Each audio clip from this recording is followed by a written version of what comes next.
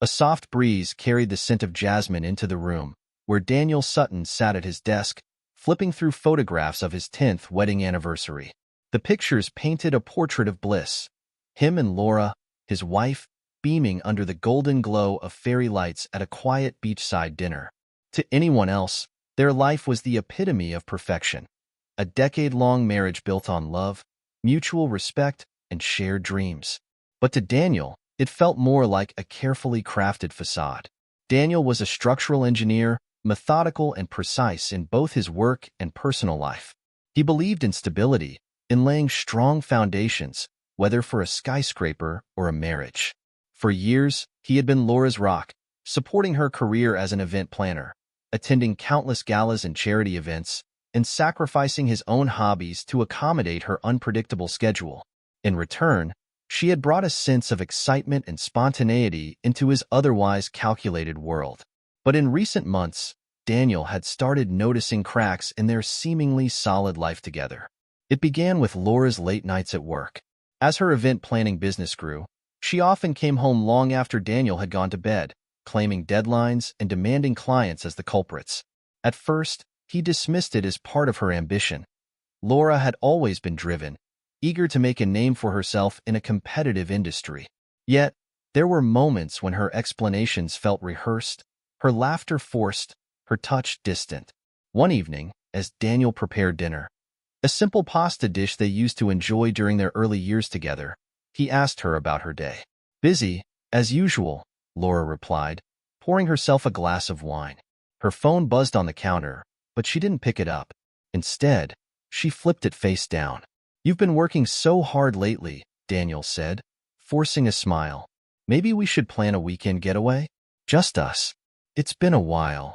Laura hesitated, her fingers tightening around the stem of her glass. "I'd love to, but you know how it is right now. It's the peak season. Maybe after things calm down?" Her response wasn't unusual, but Daniel couldn't shake the feeling that she was evading something. As weeks turned into months, the distance between them grew. Conversations that once flowed effortlessly now felt stilted. Intimacy became sporadic, replaced by Laura's vague excuses about exhaustion or stress. Yet, she always maintained her outward charm.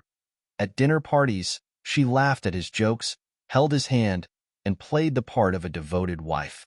Daniel began questioning himself. Was he imagining things?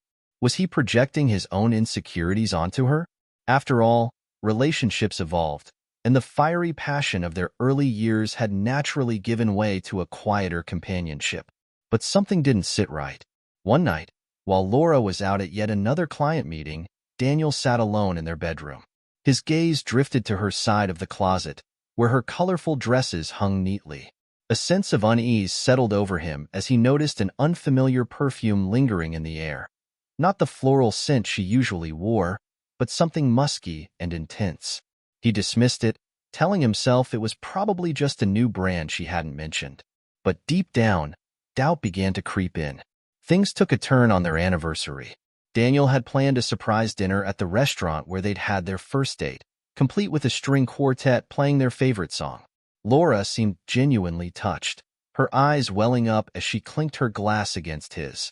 "To 10 amazing years," she said, her voice trembling slightly. "To many more," Daniel replied, his heart swelling with love and relief. For a brief moment, it felt like they were back on solid ground. But later that night, as Laura slept beside him, her phone buzzed on the nightstand.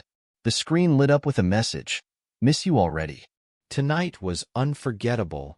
Daniel's breath caught in his throat. His hands shook as he stared at the words, their meaning unmistakable. He glanced at Laura, her face serene and peaceful, and felt a wave of nausea. The next morning, he couldn't bring himself to confront her. Instead, he replayed the message in his mind, searching for alternative explanations. Perhaps it was a misunderstanding, a harmless message from a friend. Yet, as the days went by, he noticed more anomalies. Hushed phone calls, mysterious charges on their credit card, and a growing emotional detachment. One evening, Daniel decided to confide in his best friend, Mark. Over a couple of beers at their favorite pub, he laid bare his suspicions. "You're overthinking it," Mark said initially, though his tone lacked conviction. Laura's always been loyal. Maybe it's just work stress? Daniel wanted to believe him, but the nagging feeling wouldn't go away. Something's off, Mark. I can't explain it, but I feel it. It's like she's hiding something from me. Mark sighed, placing a hand on Daniel's shoulder. Then you need to find out, mate. Sitting around and torturing yourself won't solve anything. That night, Daniel resolved to uncover the truth, even if it shattered the world he had spent 10 years building with Laura. The days following Daniel's decision to uncover the truth were some of the most difficult he'd ever faced. His mind oscillated between moments of determination and overwhelming guilt. What if he was wrong? What if his suspicions were unfounded and he was tearing apart a perfectly good marriage? But the message on Laura's phone and the growing distance between them were too glaring to ignore. Daniel began his investigation cautiously, not wanting to arouse suspicion. He started by observing Laura more closely, her habits, her schedule, and her interactions. It didn't take long for him to notice discrepancies. Laura had always been meticulous about details, from color-coding her event schedules to keeping a diary of client appointments. But when Daniel casually asked about her day-to-day activities, her responses were often vague.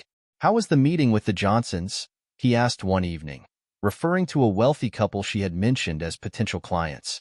"Oh, it went well," Laura replied, not meeting his eyes. "They're excited about the wedding plans." Her answer seemed plausible, yet Daniel couldn't shake the feeling that she was withholding something. He decided to verify her story by calling the Johnsons' office under the guise of inquiring about event planning services. The receptionist's response confirmed his suspicions. "I'm sorry, but Mr. and Mrs. Johnson aren't working with any planners right now," the receptionist said politely. Daniel's heart sank. The inconsistencies continued to pile up. Laura started receiving phone calls late at night, stepping out of the room to answer them. She became increasingly protective of her phone, keeping it on silent and never leaving it unattended. When Daniel asked her about these calls, she dismissed them as client emergency and accused him of being overly paranoid.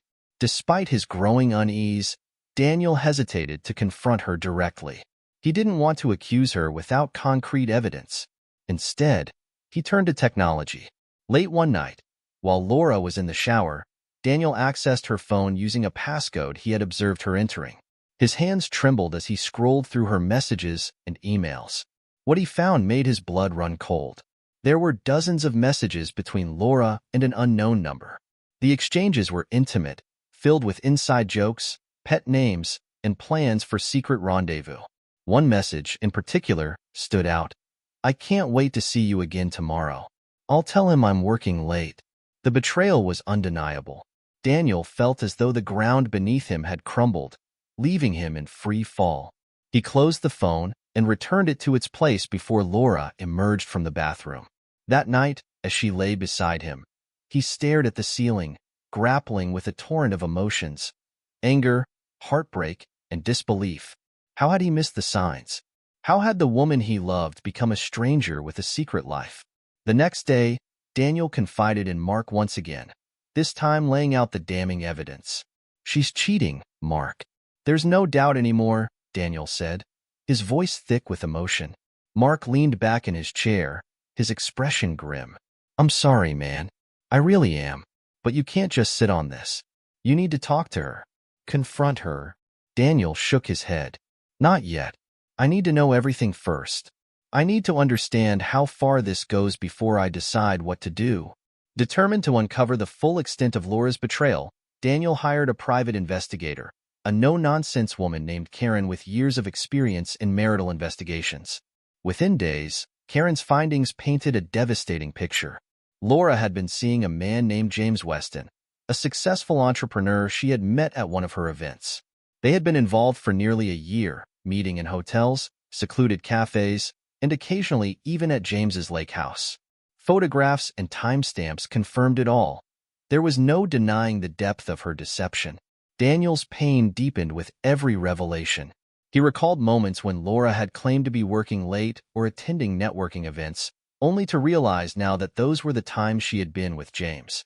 The betrayal wasn't just physical. It was emotional, a complete erosion of the trust they had built over the years. Despite the mounting evidence, Daniel found himself unable to confront Laura directly. Instead, he began pulling away, distancing himself emotionally and physically.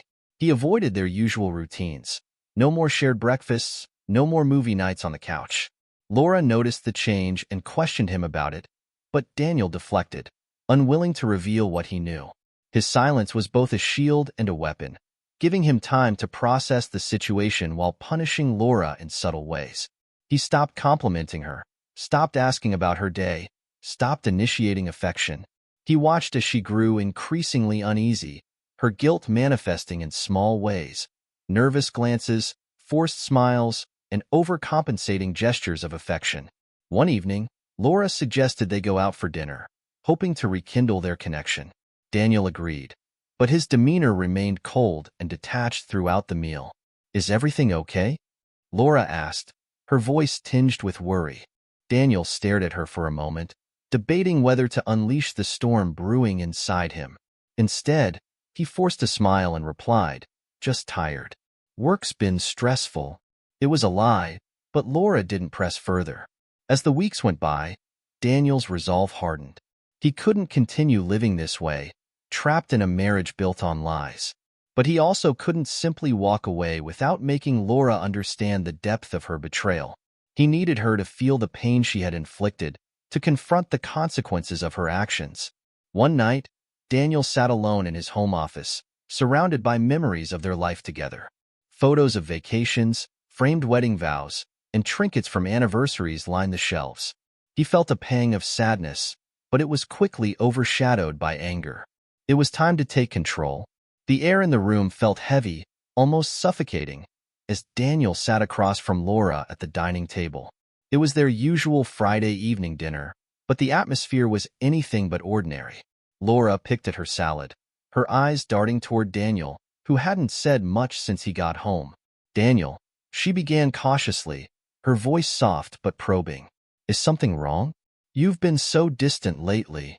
He looked up, his face devoid of emotion. "You tell me, Laura.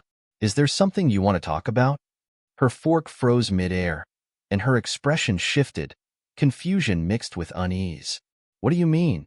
Daniel leaned back in his chair, folding his arms across his chest. "I think you know exactly what I mean." Laura's gaze faltered, but she quickly recovered, forcing a smile. "I don't understand. If something's bothering you, just say it." He let out a bitter laugh, shaking his head. "All right, let's stop pretending, shall we? I know, Laura. I know about James. I know about your messages, your meetings, your so-called late nights at work. I know everything." Her face drained of color, and the fork clattered onto her plate. "Daniel, don't."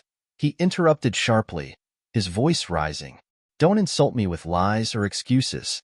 I've seen the messages. I've seen the photos.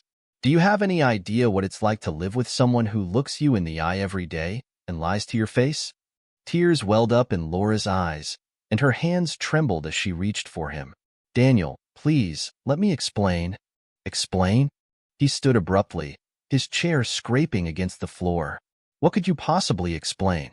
That you've been sneaking around with another man for a year? That you've destroyed everything we built together for? What? Thrills? Excitement?" "It's not like that," she pleaded, her voice breaking. "I never meant to hurt you. I didn't plan for this to happen, but it did," Daniel snapped, his anger boiling over. "You chose this, Laura. Every lie you told, every night you spent with him, it was a choice. And now, you want to explain? Go ahead. Tell me. Make me understand how you could betray me like this." Laura broke down, burying her face in her hands as sobs racked her body. I was lonely," she stammered through her tears. "You were always so busy with work, so focused on everything but us. I felt invisible, like I didn't matter anymore." Daniel's jaw tightened, his fists clenching at his sides. "So your solution was to find someone else? To betray me instead of talking to me?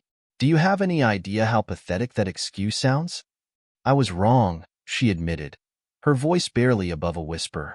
"I know I was wrong, but I didn't want to lose you, Daniel. I still love you." He laughed again, this time colder, harsher. Love? Don't you dare use that word. Love doesn't lie. Love doesn't cheat. Whatever this is, it's not love. Silence enveloped the room, broken only by Laura's quiet sobs. Daniel stared at her, his heart a battlefield of anger, sorrow, and shattered trust.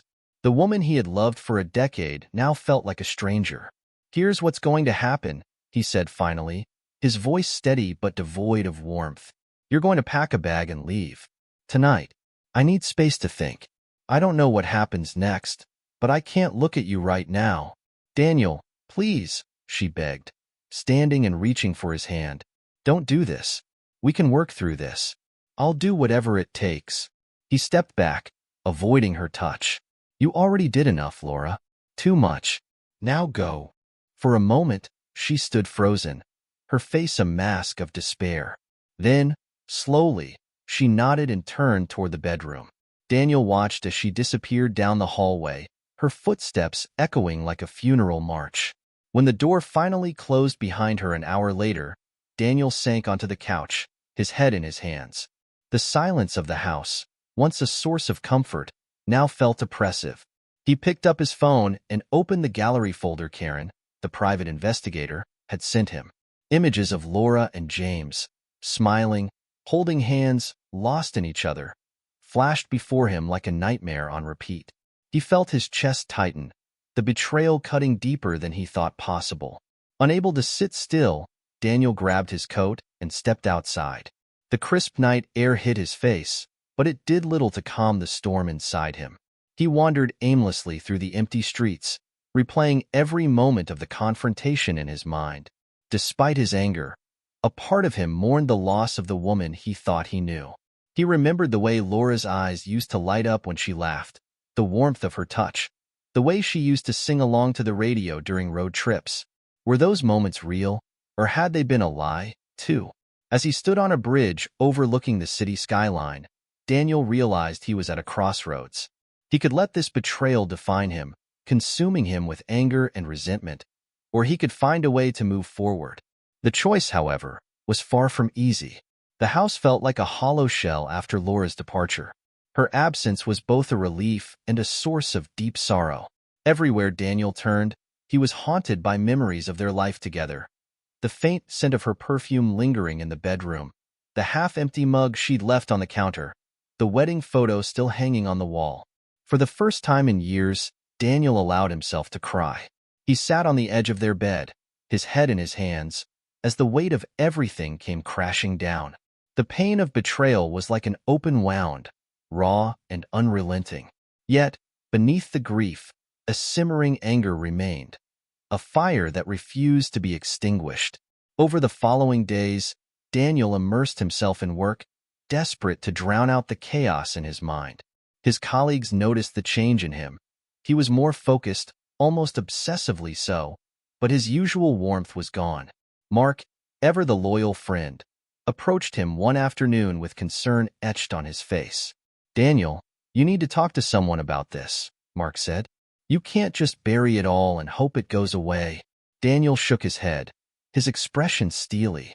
"Talking won't change what happened, Mark. It won't fix anything." "No, but it might help you figure out what comes next," Mark insisted. "You can't carry this alone."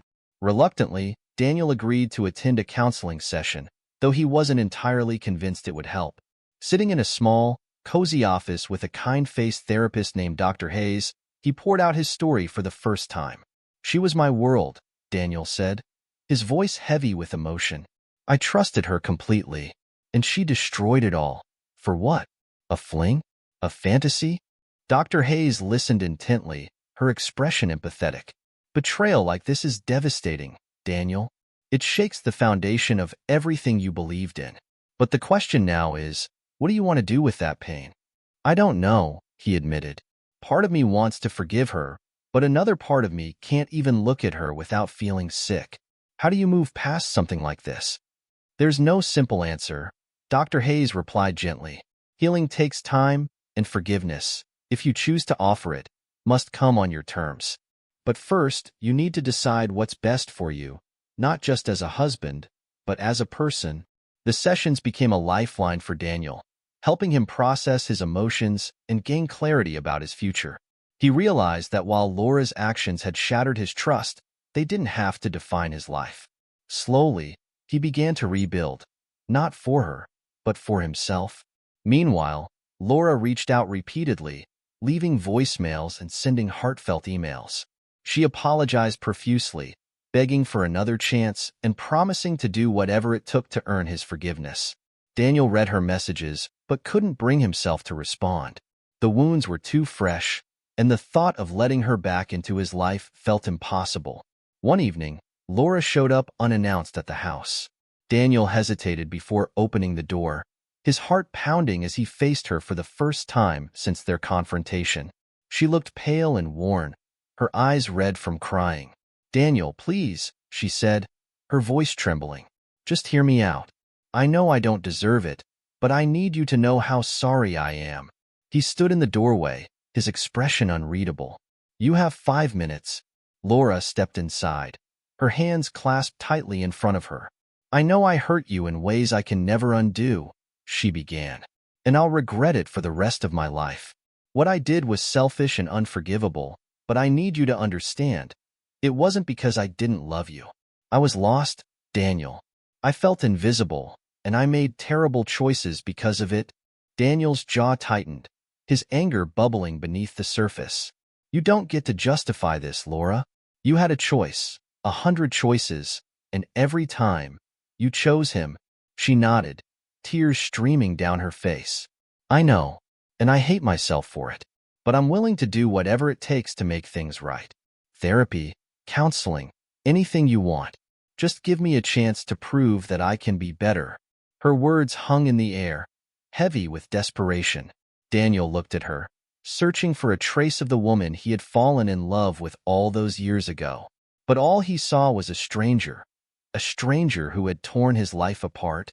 "I don't know if I can do that," he said finally, his voice quiet but firm. "You've broken something that might never be fixed. And right now, I need to focus on myself, on finding out who I am without you." Laura sobbed openly, but she didn't argue. She nodded, her shoulders slumping in defeat.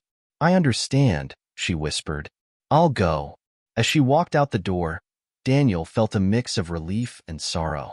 He had taken the first step toward reclaiming his life, but the road ahead was still uncertain. In the weeks that followed, Daniel continued his journey of healing. He took up running, finding solace in the rhythm of his footsteps pounding against the pavement. He reconnected with old friends, rediscovering parts of himself that had been buried under the weight of his marriage. And slowly, day by day, the pain began to dull. Months had passed since Laura had walked out of Daniel's life, and though the scars of betrayal lingered, he found himself breathing a little easier with each passing day. The house, once a space filled with memories of their life together, had slowly transformed into a sanctuary of his own. He painted the walls a fresh shade of blue, replaced the furniture, and even adopted a dog, a spirited Labrador named Max, who quickly became his steadfast companion. Daniel's days were now filled with routines that brought him peace. Morning runs along the river, evenings spent cooking meals for himself, and quiet nights reading by the fireplace. The stillness that had once felt oppressive now felt liberating, a blank canvas on which he could rebuild his life.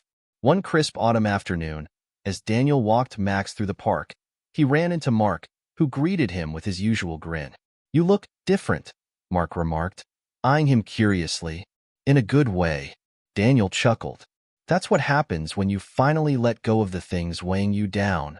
"Fair enough," Mark said, giving Max a scratch behind the ears. "You seem more grounded than you've been in years." "I'm glad to see it." Their conversation drifted to work, hobbies, and the future. Topics that, for the first time in a long while, didn't feel overshadowed by pain. That evening, as Daniel sat by the fire with Max curled up at his feet, he reflected on how far he had come. The man he saw in the mirror now was someone he barely recognized, a man who had faced heartbreak and emerged stronger for it. One day, Daniel received an unexpected email from Laura. Unlike her earlier messages, which had been filled with pleas for forgiveness, this one was calm, almost reflective. Subject: "Thank you, Daniel. I've spent a lot of time in therapy, trying to understand myself and the choices I made. I've come to realize how deeply I hurt you, and no words will ever be enough to make up for it.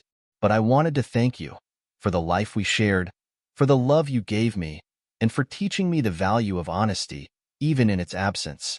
I know I don't deserve it, but I hope one day you can find it in your heart to forgive me, not for my sake, but for yours. Carrying anger is heavy, and you deserve a life free of it. I wish you happiness, Daniel. Truly, Laura. He stared at the screen for a long time, her words stirring emotions he hadn't expected. Anger had given way to acceptance, and while the pain of her betrayal would never fully disappear, he no longer felt shackled by it. Daniel drafted a short reply. Subject, thank you. Laura, thank you for your message. I'm glad you're finding clarity and healing. I've learned a lot through this as well, about myself, about love, and about what I want in life. I wish you peace and happiness too. Daniel. Hitting send, he felt a sense of closure, as though a chapter of his life had finally been laid to rest. Months turned into a year, and life continued to unfold in unexpected ways. Daniel's work flourished as he channeled his energy into meaningful projects. He joined a local community group and discovered a passion for volunteering, helping others rebuild their lives just as he had rebuilt his own. It was at one of these events, a charity run for a local shelter, that Daniel met Emily. She was vibrant, with a quick wit and a warm smile that seemed to light up the room. Their connection was instant, but Daniel approached it with caution, taking the time to truly know her before letting his guard down. As their relationship grew, Emily showed him that love didn't have to be complicated or painful. With her, there was honesty, laughter, and a sense of partnership that felt effortless. She didn't try to fill the void Laura had left. Instead, she helped him create something entirely new. One evening, as they walked hand in hand along the riverbank, Emily asked him about his past. Daniel hesitated, but decided to share his story. It was the hardest thing I've ever been through, he admitted. But in a way, it taught me who I really am. And it brought me here, to this moment with you. So maybe it wasn't all bad. Emily squeezed his hand, her eyes filled with understanding. I'm glad you found your way through it. And I'm glad you found me. Daniel smiled, feeling a sense of peace he hadn't known in years. The wounds of the past hadn't disappeared, but they no longer defined him. He was no longer a man betrayed. He was a man who had survived, healed, and rediscovered the strength to love again. As the sun dipped below the horizon, casting the world in hues of gold and crimson, Daniel realized that his journey wasn't about what he had lost, but about what he had found. Himself.